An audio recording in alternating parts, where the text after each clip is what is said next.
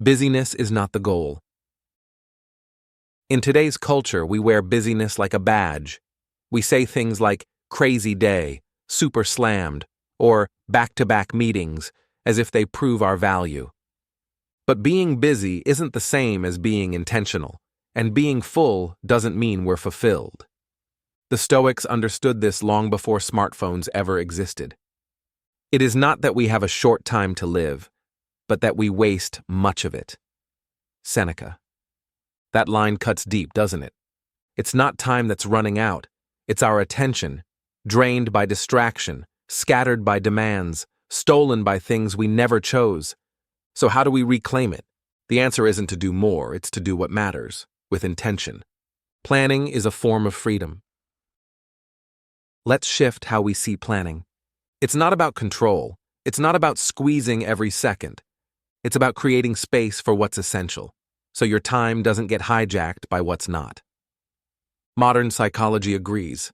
Studies show that people who structure their day with intention report lower stress, better sleep, and higher life satisfaction. Why? Because when you plan with purpose, you reduce the chaos of decision fatigue. You're not constantly asking, "What should I do now?" You've already chosen, and that brings peace. It's like building a container for your energy, not to trap it, but to give it direction. What the Stoics believed.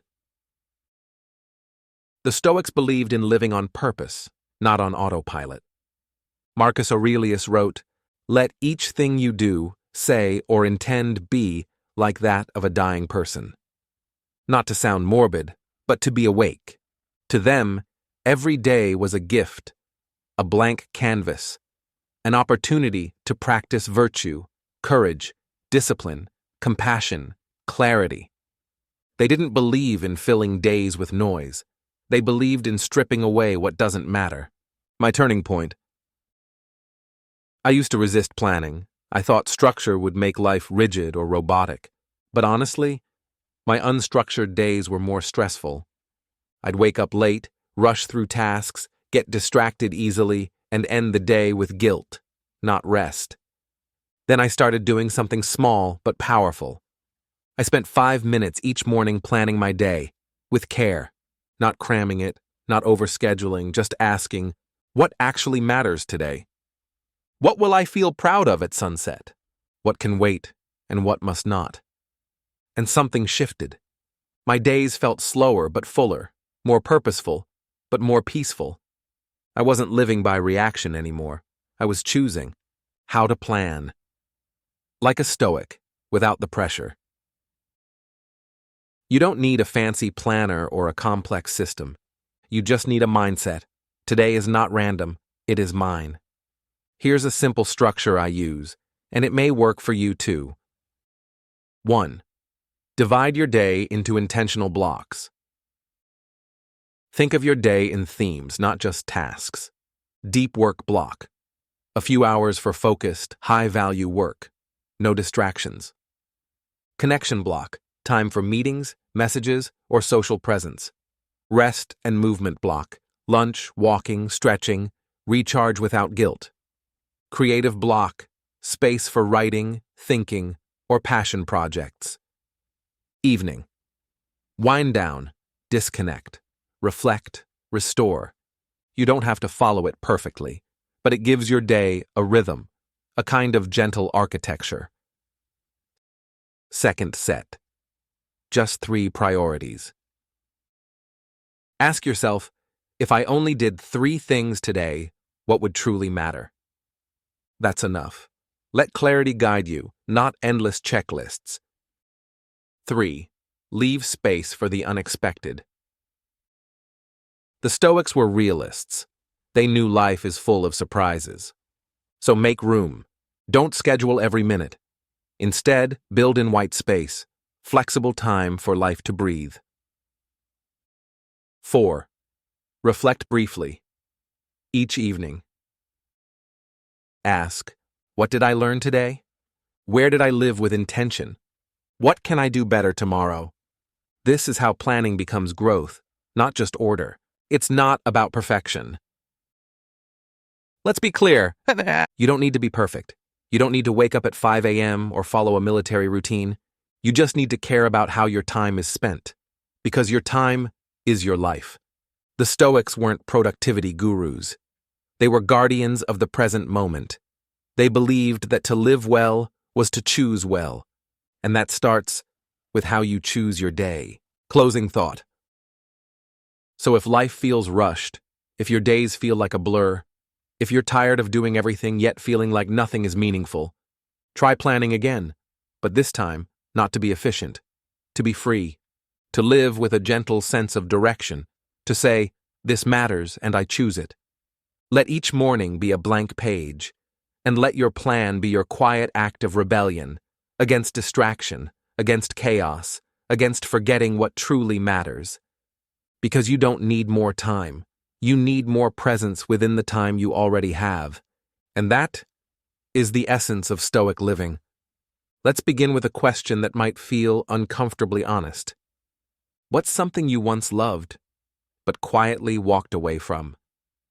A dream, a talent, a project, a version of yourself.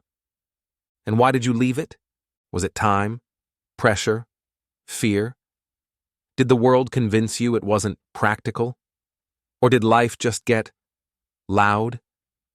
If you've ever abandoned something that made your heart light up, you're not alone. But maybe, just maybe, it's not too late to return. Passion is easy to begin, but hard to keep. We live in a culture that glamorizes starting. Chase your dreams, do what you love, find your passion, and yet few talk about the part that comes after the excitement fades, when it gets hard, when progress is slow, when doubt creeps in and whispers, maybe you're not good enough, maybe this was a waste of time. That's the real test, not of talent, but of heart. What the Stoics understood. The Stoics weren't poets of pleasure. They were architects of inner strength. They didn't encourage blind optimism.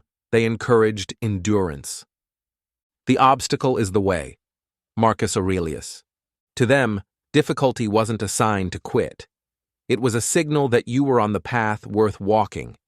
They believed that adversity refines character, that true growth only happens in discomfort, and that you don't give up on what matters.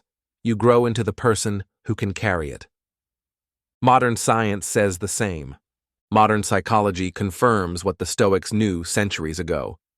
Research shows that people who pursue their passions with persistence, even when it's hard, report higher life satisfaction, stronger resilience, lower levels of depression and anxiety.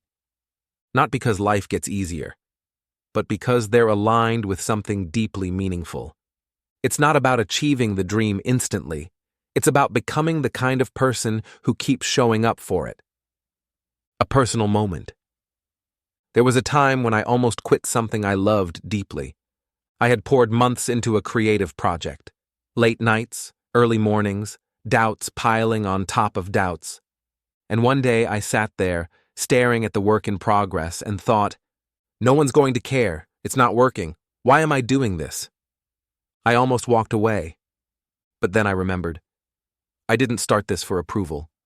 I started this because it meant something to me. And in that quiet moment, I chose not to quit. Not because it got easier, but because I got clearer. Clarity is what saves us when motivation disappears. Why you must stay with what you love. Because love deepens with time. Because mastery is forged in repetition. Because fulfillment comes not from ease, but from effort that means something. Because maybe the thing you're meant to do is also the thing that breaks your heart sometimes. And maybe that's okay.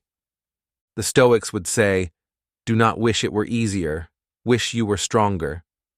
And then, become that. But what if I don't know what I love? That's okay too. Sometimes love doesn't start with fireworks, it starts with a whisper.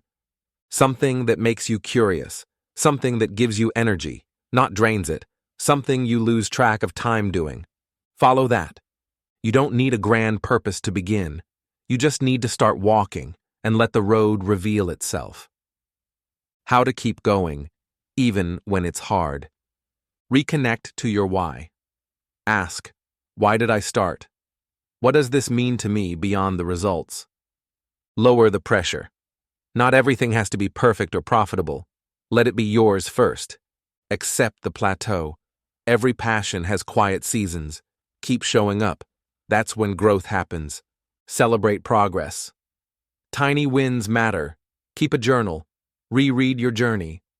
Remember how far you've come. Limit comparison. Their path is not yours. Stay close to your own fire. Surround yourself with energy. Seek out those who uplift.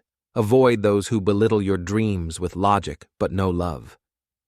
Not giving up doesn't mean never pausing. Sometimes you'll need to rest. Step back. Rethink. That's okay. Even the Stoics paused. They weren't machines. But rest is not the same as quitting.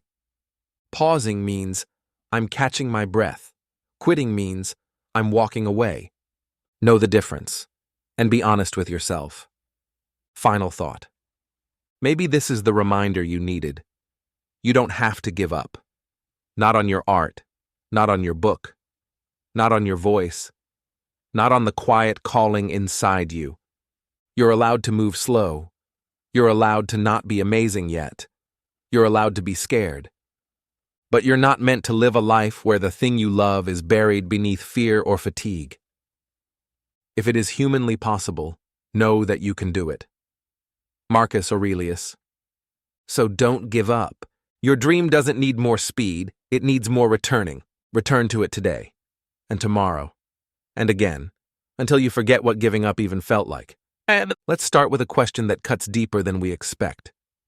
When was the last time you went out of your way just to be kind? Not because you had to, not because it looked good, not because it was expected, but because it felt right. The quiet power of kindness. In a world obsessed with ambition, productivity, and efficiency, kindness can feel almost invisible. It doesn't trend. It rarely makes headlines. It doesn't earn awards. But behind every strong relationship, every healing moment, and every resilient soul, you'll find kindness quietly doing its work. And here's something most people don't realize. Kindness doesn't just help others, it transforms you. Scientifically, emotionally, spiritually, what the research shows. Modern science has pored over this simple human act, and the findings are profound. Acts of kindness, whether big or small, can lower stress levels, reduce inflammation, increase serotonin and dopamine, those feel-good brain chemicals, boost overall life satisfaction. Even watching someone else being kind can activate the same uplifting neurochemicals in our own brain. This is what psychologists call the ripple effect, or emotional contagion. Your single act of compassion can echo, silently, deeply, into the lives of people you'll never meet. Think about that. One kind word, one small gesture, one moment of grace, and it travels far beyond you. What the Stoics believed about kindness. Now, let's step back in time. The Stoics, often misunderstood as stern or detached, actually believed in radical kindness. But not the kind driven by approval or weakness. They saw kindness as a form of strength. Kindness is invincible, said Marcus Aurelius, if it's sincere, not faked or forced. To them, kindness wasn't just a moral choice, it was the rational one. Why? Because we are all part of a shared human family. We all suffer, we all fall, and the only way through this life, the Stoics believed, was together, with compassion, patience, and dignity.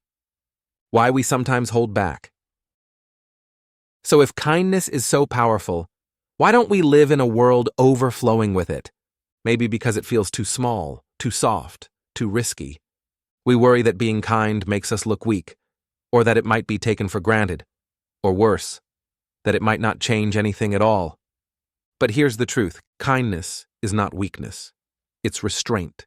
It's courage. It's the choice to stay open in a world that's constantly tempting you to close off. Anyone can lash out. Anyone can judge. Anyone can take. But it takes wisdom to forgive. It takes discipline to listen. It takes strength to give, even when it's inconvenient. A moment that changed me. I remember once standing in a long grocery store line. The cashier looked exhausted. You could see it in her eyes. Everyone ahead of me was cold, impatient. One customer even snapped at her. And when it was my turn, I almost stayed silent too. Just swipe and go. But something told me to pause. I looked her in the eye and said, "Rough day?" She nodded, and then smiled. It wasn't much. It didn't fix her fatigue. But for one moment, one human second, she was seen. And sometimes, that's all we need. Not solutions, just recognition. How to practice kindness. Like a daily habit. Kindness isn't a personality trait. It's a practice. You don't need to change the world. You just need to be the kind of person who cares enough to try. Here's how to build kindness into your daily rhythm. 1. Start small, start close. Send a thoughtful message. Compliment someone sincerely. Hold the door. Let someone merge in traffic without anger. 2. Listen, without fixing. Most people aren't looking for answers. They just want to feel safe, understood, not judged. 3. Forgive more quickly. Not because others always deserve it, but because you deserve peace. 4. Be kind to yourself too. The way you speak to yourself matters. Show yourself the patience you so freely give others. 5. Make it a family value. Model kindness at the dinner table, with your kids, your partner, your co-workers. Let it ripple from your home into the world. The real secret? Kindness is what makes us more human and more stoic. Because in the end, the stoic path is not cold, it's clear. It teaches us to see life for what it is, brief, unpredictable, shared. And in that truth, we're reminded that every act of kindness, however small, is a seed of healing, of connection, of legacy. Closing thought. So today, ask yourself, who can I uplift? Who needs my patience more than my opinion? Who needs to be seen just once? You may not change their whole life, but for that one moment, you'll change their day. And maybe that's enough, so be kinder than you need to be. Not because the world always deserves it, but because you do. Because every time you choose kindness, you're choosing to live a life that's not only wise, but also deeply, profoundly human. Let me ask you a question that might sound simple, but cuts surprisingly deep. When was the last time you said yes to something that scared you? Just a little? Not something reckless, not something forced, but something new, something unfamiliar, something that whispered growth, even if it also stirred your fears. The truth is, many of us are living smaller lives than we secretly want, not because of external limits, but because of how often we say no. We say no out of fear, no out of habit, no out of the desire to stay comfortable. But in doing that, we often end up saying no to life itself, the power of yes. Saying yes isn't about being reckless. It's about being receptive. It's about opening the door to experiences that challenge us, shape us, and even surprise us. Yes to a new project. Yes to a conversation with a stranger. Yes to travel, learning, trying, feeling. Every time we say yes to the unknown, we give ourselves a chance to evolve. And neuroscience backs this up. What science says about trying new things. When we try something new, even something small, our brain releases dopamine, the feel-good chemical associated with motivation and reward. It makes us feel more alive, more curious, more engaged. Studies have shown that novelty and variety increase overall life satisfaction and even improve memory and cognitive flexibility. In other words, saying yes doesn't just change your day. It can literally rewire your brain for happiness and resilience. What the Stoics believed about embracing the unfamiliar. Now, let's take it deeper, with the wisdom of the Stoics. To them, comfort wasn't a goal, it was a trap. If you want to improve, wrote Epictetus, be content to be thought foolish and stupid. Let that sink in. The Stoics believed that our strength is measured not by how much we avoid discomfort, but by how willingly we move toward it, with intention. Because only in difficulty do we discover who we really are. Difficulties show a person's character, said Epictetus. So when trouble comes, think of it as training. You are being forged like steel. Why we often say no. Let's be honest. We don't say no because we don't care.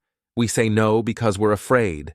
Afraid of failure, afraid of embarrassment, afraid of looking inexperienced, afraid of losing what little comfort we've carved out. But here's the hard truth. Fear often disguises itself as logic. And logic, when rooted in fear, keeps us stuck. That little voice that says you're too old, or you're not ready yet, or what if you mess it up?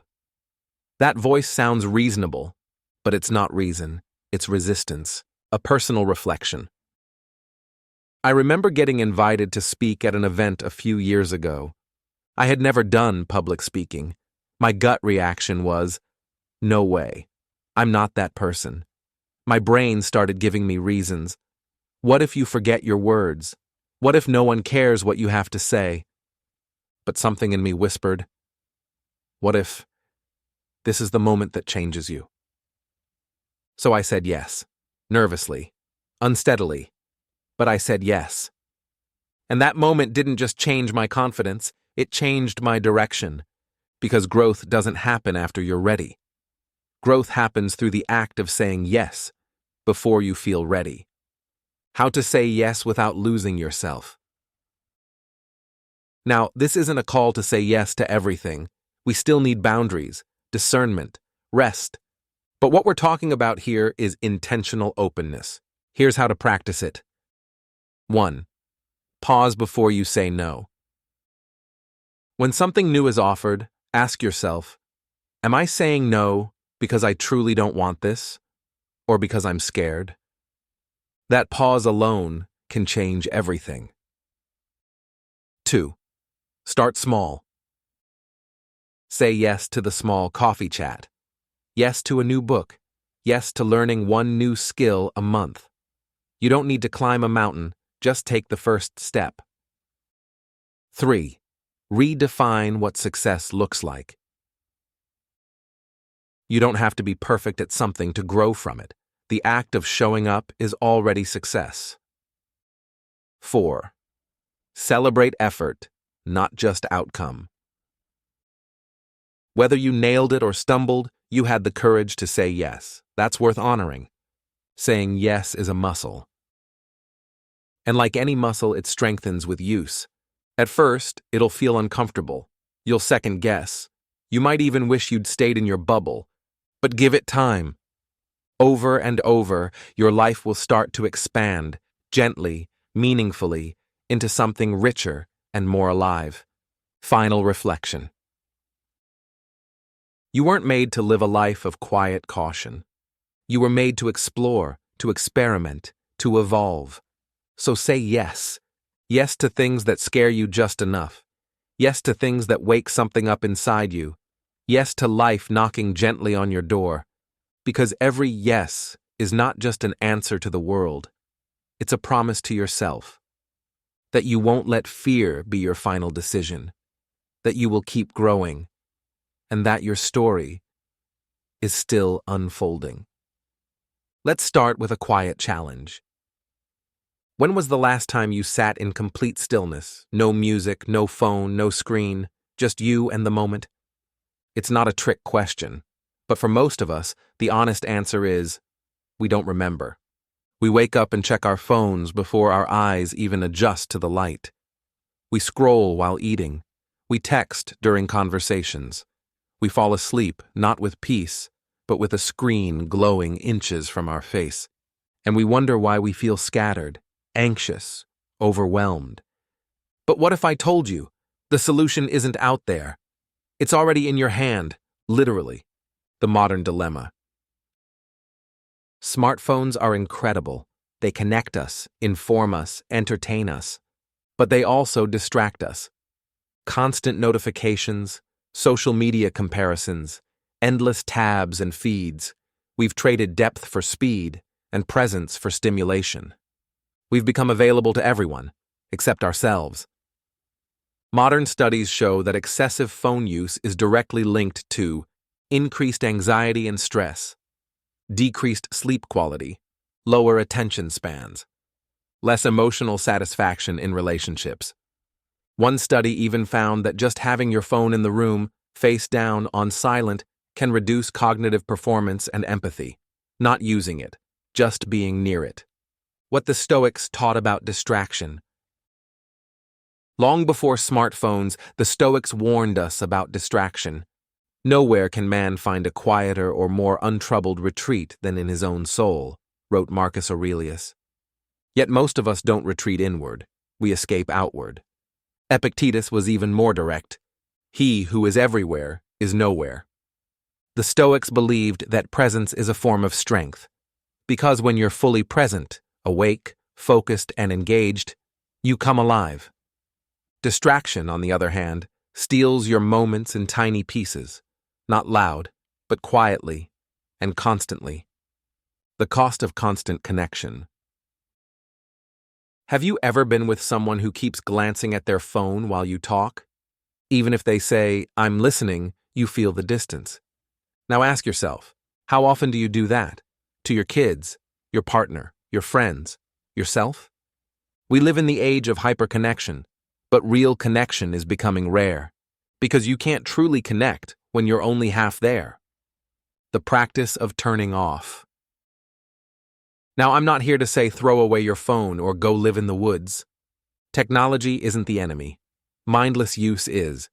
What we need isn't to abandon our devices, but to reclaim our agency over them. And it starts with something radical, simple, and hard. Turn it off, just for a moment. Just long enough to be fully where you are. Not while multitasking, not while half listening, but fully here. When to turn off. Here are a few powerful, practical moments when turning off your phone can transform your life. 1. During meals.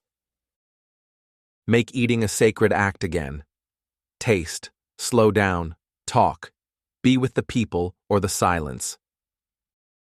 2. Before bed. The blue light messes with your melatonin. But more than that, mindless scrolling robs you of the calm needed for real rest. Try replacing 15 minutes of screen time with reading, journaling, or just breathing. 3. During conversations. When someone speaks to you, give them the gift of your full attention. Look them in the eyes. Listen with your heart. They will feel it, and so will you. 4. When you wake up. Resist the urge to reach for your phone. Instead, stretch, step outside, say thank you. Start your day on your terms, not the internet's. A personal reflection. I once tried a 24-hour no-phone challenge. Just one day. It felt like detox. The first few hours were uncomfortable. I kept reaching for my pocket out of habit. But slowly, something shifted. I noticed the wind through the trees. I had real conversations. I sat with my own thoughts, not always comfortable, but honest. I ended that day feeling human again, more grounded, more whole. That one day reminded me presence is peace, and peace is something we must choose, moment by moment. Rewriting the narrative. The modern world will always offer distractions. You don't need to fight it, but you can choose when to engage and when to retreat. When you turn off your phone, you're not disconnecting from life. You're reconnecting to it. You're reclaiming your attention. And wherever your attention goes, your life follows. So the real question is, what kind of life are you shaping, one scroll at a time? A Stoic way forward. To the Stoics, attention was sacred. Time was a non-renewable resource. Seneca warned, "It is not that we have a short time to live, but that we waste much of it." Every time you pause, turn off, and return to yourself, you're practicing Stoic strength. You're choosing what truly matters. And that's what philosophy is all about. Not theories, but practices. Not big gestures, but quiet shifts. Final thought. So here's the challenge. Turn off your phone for 1 hour today. Be fully present with someone you love, or with the sunset, or with a thought that's been waiting to visit you. It may feel strange at first. That's okay. Growth often does, but keep doing it, bit by bit, moment by moment, and you'll start to feel something return. Clarity, peace, you. Let me ask you something. When was the last time you allowed yourself to truly rest? Not just sitting down while scrolling. Not lying in bed while your mind races through tomorrow's to-do list. But real, intentional rest. The kind where your body softens, your breath slows, and your mind lets go. In our culture, we wear busyness like a badge. We reward hustle. We glorify exhaustion. And somewhere along the way, we began to confuse rest with laziness. But what if we've misunderstood what strength really looks like? Rest isn't a pause from life. It is life. The truth is, we're not machines. We're not built to go 24/7. And yet, many of us try to. We skip breaks. We power through fatigue. We feel guilty for wanting time off. But here's the paradox. The people who rest with intention don't fall behind. They lead better. They think clearer. They live longer. In fact, science confirms this. What science says about rest. Numerous studies show that adequate rest, including breaks during the day and time off from work, has powerful benefits. Boosts creativity, improves problem solving, reduces cortisol, stress hormone, strengthens your immune system, improves memory and focus, increases long-term productivity. One study even found that people who take regular vacations are less likely to experience burnout and live longer, even a short walk. 10 minutes of silence. A weekend away in nature. It doesn't have to be extravagant, it just has to be real. The Stoic philosophy of slowing down.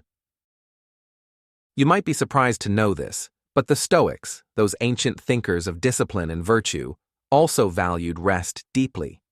Seneca, a Roman Stoic and advisor to emperors, once wrote, "True happiness is to enjoy the present, without anxious dependence upon the future." The Stoics weren't advocating laziness, far from it.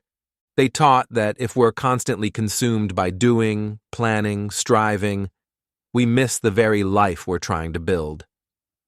Marcus Aurelius, emperor and Stoic philosopher, journaled not only about battle and duty, but also about the importance of returning to the self. He saw rest as a return to clarity, a reset for the soul, and so should we. A simple question: when do you recharge? Ask yourself, do I ever take a break before I have to? Do I rest only when I'm exhausted? Or do I schedule time to restore? Do I believe I have to earn rest? Or do I understand it's a need, not a reward? These questions matter because they reveal how we treat ourselves, and how we treat ourselves becomes the energy we bring to the world. The value of small escapes. Here's something you may not realize. Rest doesn't always mean a 2-week vacation in Bali. Sometimes it's as small as taking your lunch outside under a tree, stepping away from your computer and stretching for 5 minutes, going on a walk without your phone, sitting by a window and just watching. These little moments, done with intention, can feel like a reset button on your soul. They're small doors into peace, and peace doesn't shout, it whispers. Travel as expansion, not escape. Let's talk about travel for a moment. We often see it as an escape from reality.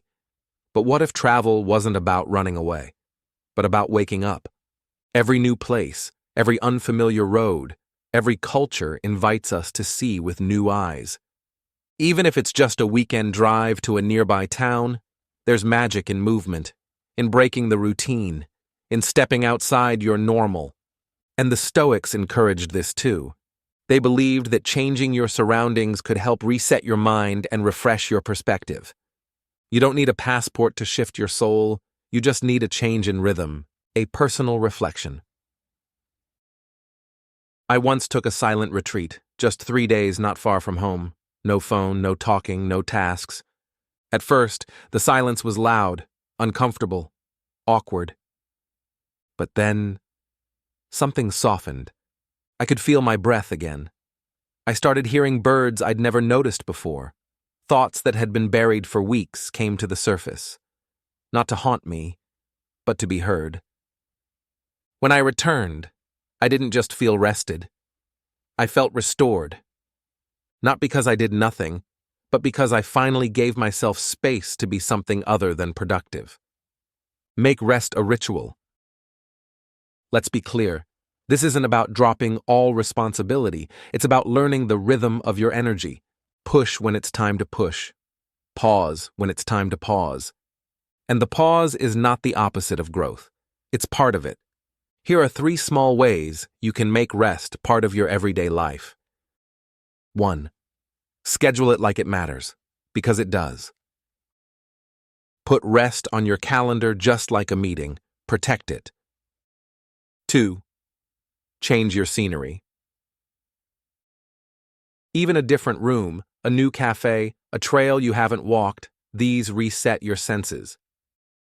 3. Unplug on purpose. Silence the digital noise. Reconnect with what's real. Final thought. You are not lazy for needing rest. You are human. And your body, your mind, your spirit, they all need time to breathe, recharge, and come back stronger. So take the walk. Plan the trip. Step away for a moment, not to escape life, but to return to it more fully. The Stoics knew it. Science confirms it. And deep down, you feel it too. The world will still be there when you come back. But you? You'll be clearer, calmer, more alive. Let me ask you something. When was the last time you sat with someone, really sat, and gave them your full attention? Not while checking your phone, not with one foot out the door, but fully present, fully there. In our hyper-connected world, many of us are strangely disconnected. We have thousands of friends, but no one to call at midnight. We scroll through family photos but rarely pick up the phone. We send heart emojis, but forget to say I love you face to face. And the cost? It's heavier than we realize. Human connection is not optional, it's essential. According to one of the longest studies ever conducted, the Harvard Study of Adult Development, which tracked people for over 80 years, the single strongest predictor of happiness, health, and longevity isn't money. It's not fame. It's not even your career. It's the quality of your relationships. People who maintained close, meaningful relationships lived longer, got sick less, and were happier, regardless of how much money they made or how successful they were. And yet, in our pursuit of more, we often neglect the very people who make life worth living. What the Stoics knew all along. Even thousands of years ago, the Stoics saw this coming. Marcus Aurelius, emperor and philosopher, wrote in his Meditations, "Human beings exist for one another. Teach them then, or bear with them." The Stoics believed that to live well, we must live with others, not apart from them. To help, to serve, to care. That's not weakness, that's wisdom. Seneca said it even more directly. No one can live happily who has regard for himself alone. Because isolation isn't independence, it's starvation of the soul. The quiet epidemic of loneliness. Today, loneliness is being called the new smoking, with health effects as harmful as obesity or drinking too much alcohol.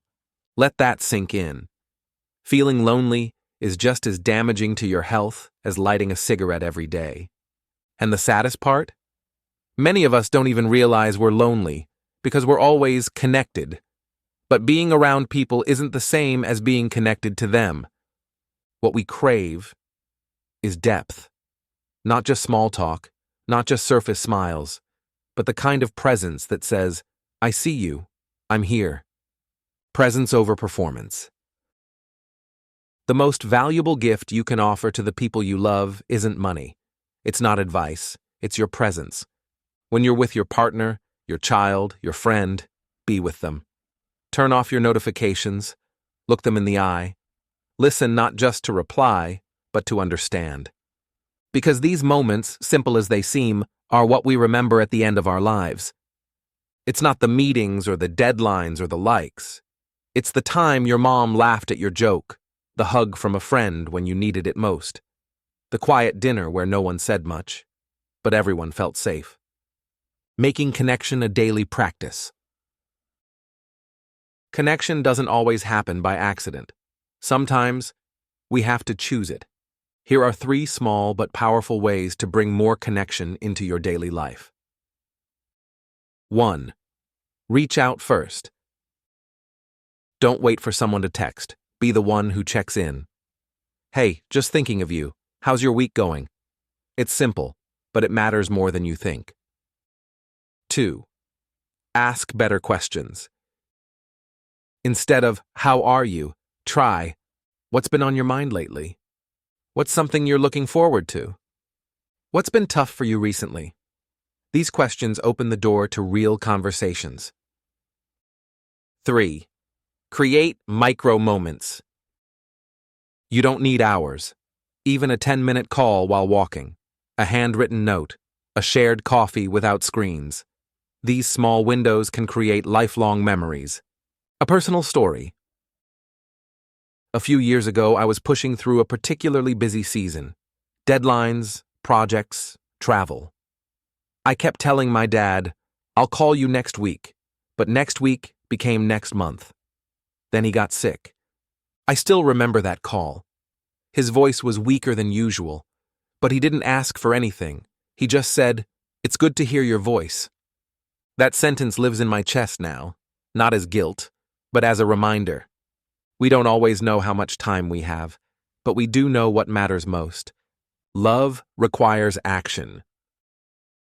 Love isn't just a feeling. It's not just something we say. It's something we do. It's checking in. It's showing up. It's forgiving when it's hard. It's remembering birthdays.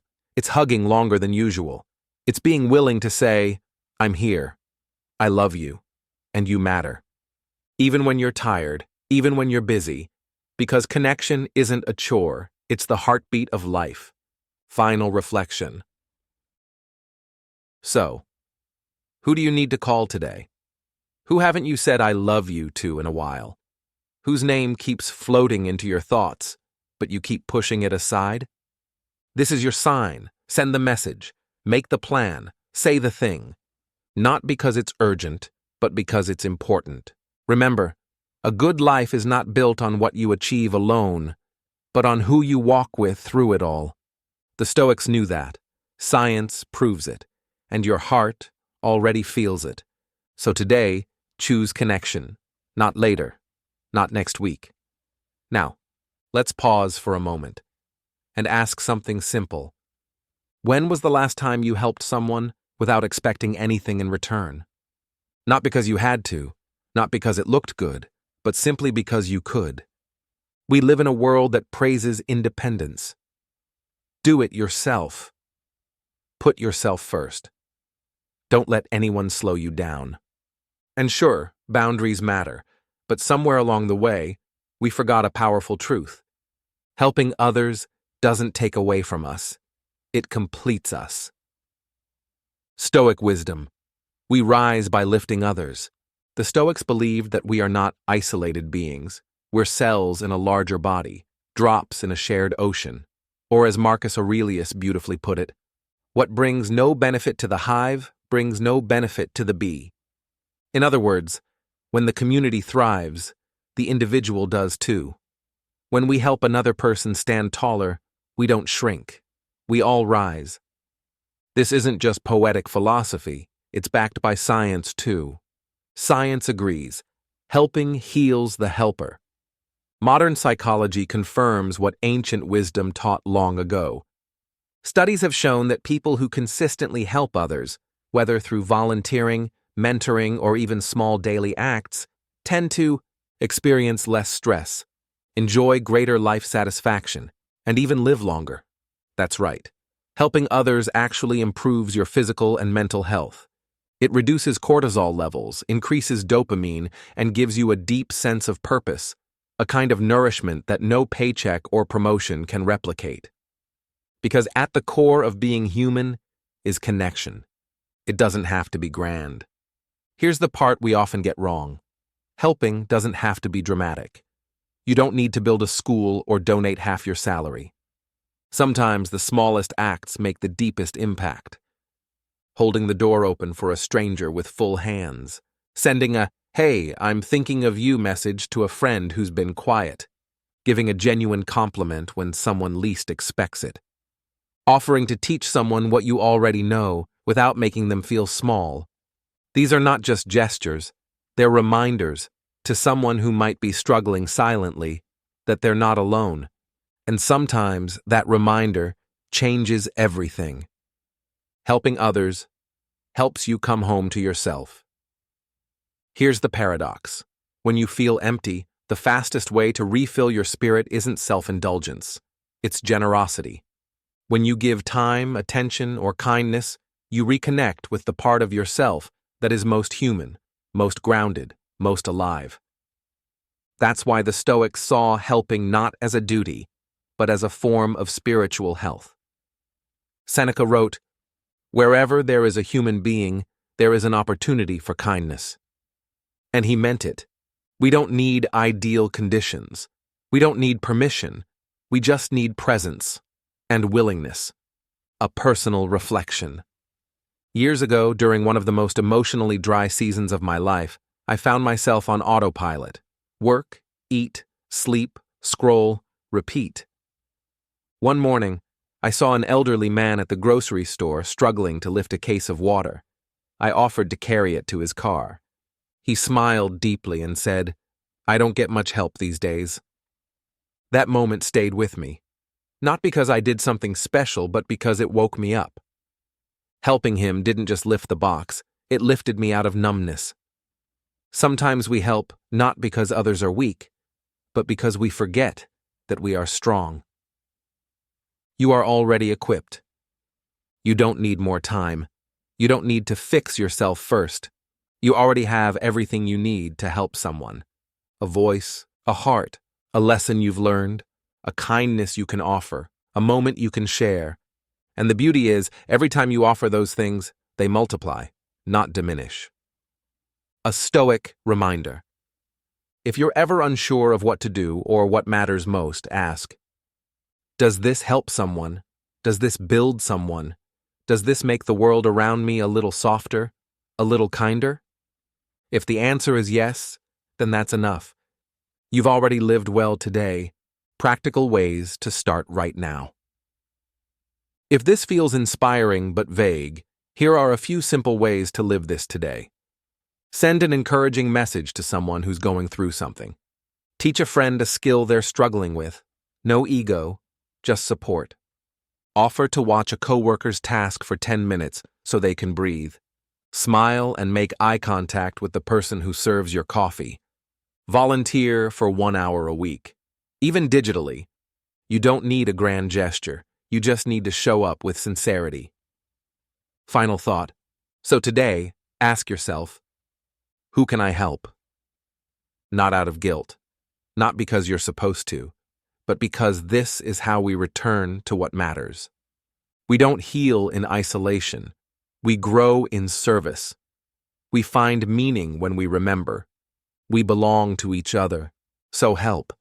And in that act, you just might find the part of yourself you've been missing. Let's begin with a quiet question. What if you already have everything you need to feel peace right now, but you've been trained not to notice? Think about it. We scroll through highlight reels.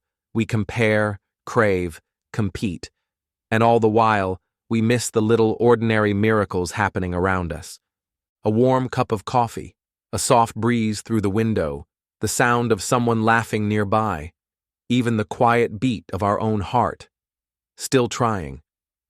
Yet instead of embracing these moments, we often fixate on what's missing. More money, more recognition, more productivity, more. Always more. But what if the key to lasting happiness isn't in chasing more? What if it's in seeing what's already here? Stoic wisdom. True wealth lies in perspective. The Stoics understood this truth centuries ago.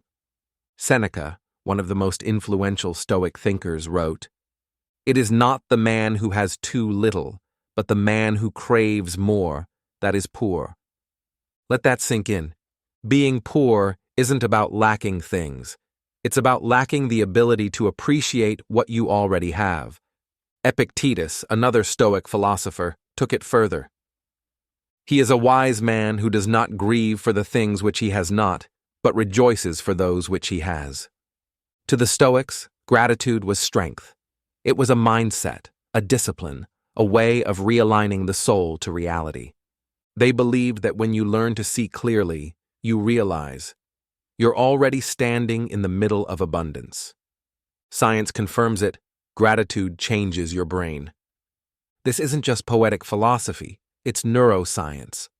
Multiple studies have found that practicing gratitude regularly lowers cortisol, the stress hormone, improves sleep quality, boosts dopamine and serotonin, the feel-good chemicals in your brain, reduces anxiety and symptoms of depression, even increases physical health and immunity.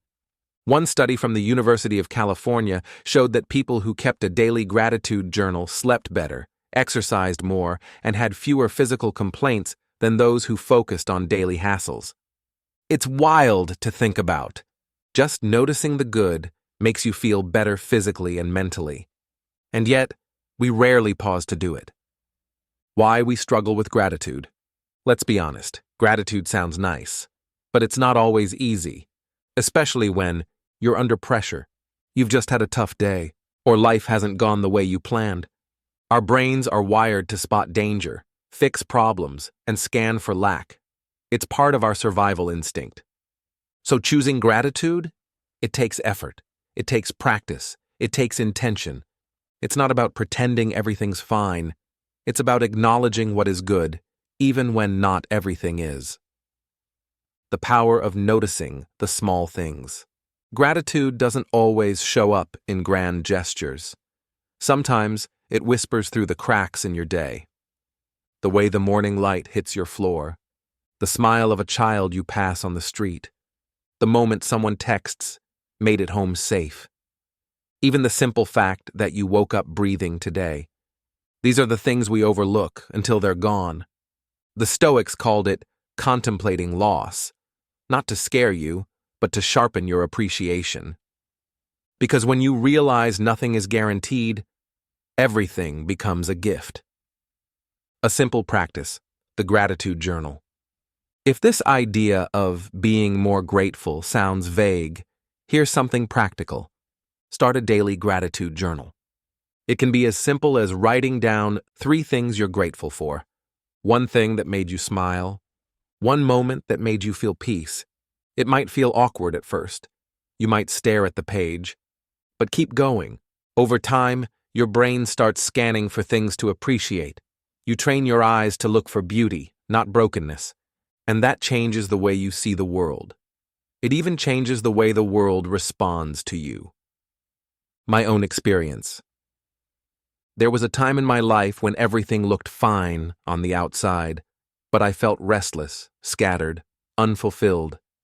Then one night, a mentor asked me, "What would you still have if you woke up tomorrow with only the things you gave thanks for today?" That hit me hard, because I realized I'd been blind to so much. Love, support, safety, breath. I started writing down 3 things every night. At first, they were basic. Coffee, Wi-Fi, clean socks. But then it deepened. Forgiveness, laughter I wasn't expecting, the courage to keep going when no one clapped. And slowly, the noise faded, the fear quieted, and gratitude became a kind of inner wealth I could carry anywhere. Final thought. You have enough to begin. You don't need to wait for perfect circumstances. You don't need to earn the right to feel grateful. You can start now, right here, right where you are. So ask yourself, what have I been overlooking that I could appreciate today? What would I miss if it disappeared tomorrow? Let that awareness soften you. Let it heal you. Let it return you to yourself.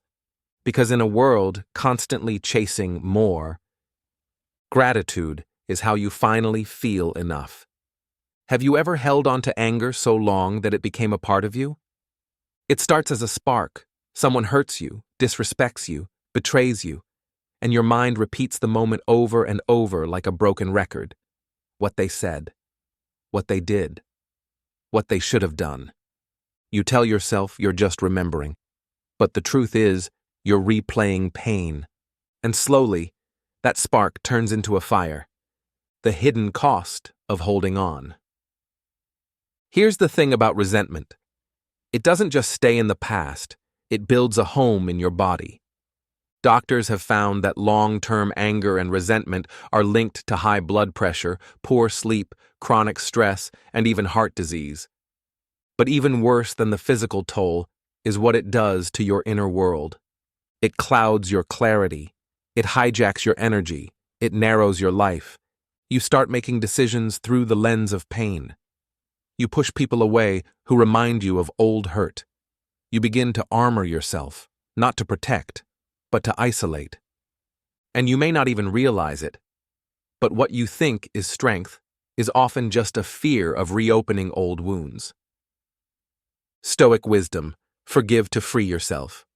The Stoics had a radical idea that forgiveness isn't weakness, it's freedom. Marcus Aurelius once wrote, "The best revenge is to be unlike him who performed the injury." In other words, don't become what hurt you. Seneca said, "To be angry is to avenge the faults of others on ourselves." When you cling to rage, you don't punish the other person. You imprison yourself. Forgiveness, from a Stoic view, isn't about saying what happened was okay. It's about saying, I will no longer carry this poison. Because here's the truth. You deserve peace, even if they don't deserve a place in your story anymore. The science of letting go. Modern science agrees. Studies from institutions like Johns Hopkins University show that people who practice forgiveness experience lower blood pressure, stronger immune function, better sleep, less depression, anxiety, and chronic pain, and even longer lifespans. One study found that just a few minutes of daily forgiveness practice led to significant emotional healing in participants who had endured real trauma. Why? Because forgiveness reduces the body's stress response. It calms the nervous system. It returns control to you. Why it's so hard? Let's not pretend forgiveness is easy, especially when the person never apologized, the wound still hurts, or you fear that letting go means letting them win. But here's a shift in perspective. Forgiveness isn't about the other person. It's about reclaiming your own mind, your own story, your own peace. It's not about forgetting. It's about not reliving it every day. You're not saying they were right. You're saying, this pain no longer gets to write my future. A story to remember. Imagine this. You're holding a burning coal in your hand, intending to throw it at someone who wronged you. But the longer you hold it, the more your own hand burns. That's what anger does. Letting go is not surrender. It's choosing healing over punishment, freedom over control, peace over pride. How to begin letting go, even if you're not ready. If you're thinking, I can't forgive yet, that's okay. Start where you are. Here are 3 steps, inspired by Stoicism and psychology, to begin. 1. Acknowledge the emotion fully. Don't suppress your anger. Sit with it, name it, write it out. Seneca reminds us, no man is angry that feels he has no wrong. Your pain is valid, but validation doesn't mean you have to carry it forever. Second, shift. The story. Try asking, what did I learn? How did this change me for the better? Am I letting this define me? You may never get closure from them, but you can give it to yourself. 3. Practice empathy, not for them, but for your freedom. Sometimes we need to remind ourselves, hurt people. That doesn't excuse the harm, but it releases you from expecting them to heal it. Compassion is not for them, it's for you to move on, lighter and freer. Final reflection. Look, letting go doesn't mean you're weak. It means you're wise enough to know what no longer belongs in your heart. You get one mind, one nervous system, one lifetime. So ask yourself, is this anger worth carrying another day? Who do I become when I let it go? Maybe the healing doesn't come all at once, but it begins with a choice, not for them, for you. What if happiness was never something you had to chase? What if it was never about finally buying the house, landing the job, finding the perfect partner, or reaching some distant goal? What if it was simply about the way you see, the way you think, the way you respond to this very moment? Happiness is not out there. We live in a culture that sells happiness as a destination. Do more, be more, have more. And maybe, just maybe, you'll be fulfilled. But the Stoics, thousands of years ago, already knew the truth. Very little is needed to make a happy life. It is all within yourself, in your way of thinking. Marcus Aurelius. In other words, happiness isn't about what's happening to you. It's about what's happening inside you. It's not about control over the world. It's about mastery over the mind. Why Stoicism still matters today. You see, life will always throw uncertainty your way. There will be joy. There will be sorrow. There will be wins and losses, beauty and pain. But Stoicism reminds us that while we can't choose our circumstances, we can choose our response. We can ground ourselves in values, respond instead of react, let go of what we cannot control, and find meaning even in the mundane. The modern world is fast, loud, chaotic, but the Stoic path invites you to step inward, to build calm in a noisy world, to find peace not in perfection, but in presence. The science backs it up. Modern psychology echoes what the Stoics taught. Happiness doesn't come from what you have, but from what you do and how you think. Studies show that practicing gratitude rewires your brain toward optimism. Acts of kindness boost serotonin. Mindfulness reduces anxiety and increases life satisfaction. And small, consistent habits shape long-term well-being. It's not a miracle, it's a method, a simple starting point. So where do you begin? You don't need to change your entire life overnight. You just need to choose one or two principles and live them daily.